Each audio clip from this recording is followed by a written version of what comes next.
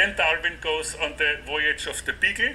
He was a paying passenger to entertain the captain, because the captain on this 5-year voyage of the Royal Society, Royal Navy ship, needed a gentleman companion, because he couldn't really have dinner with crew members, because this would sort of violate the hierarchy. So either he could have dinner alone or with some other person, and this other person was Darwin.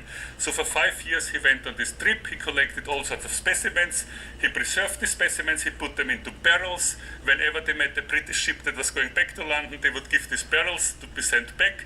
Darwin never knew whether anybody paid any attention to those barrels or whether any naturalists in England looked at them.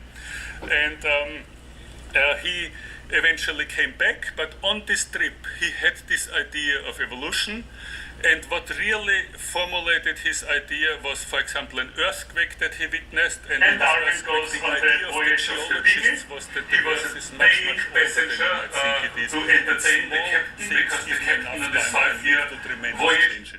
This geological idea prompted Darwin's idea that, given enough time, mountains can rise by small steps, and therefore life can unfold by these small steps.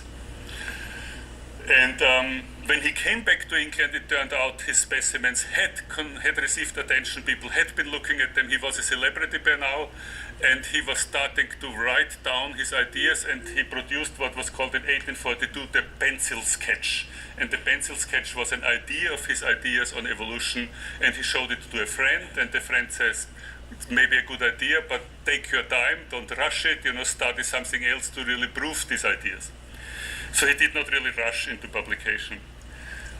But here is a facsimile of an 1837 notebook, and again I remind you that Darwin was a young man when he had his decisive ideas, and this is very, very moving, because here he has written the word "I think," and then he draws this tree, and this is more or less the first tree-like formulation of life, or the first tree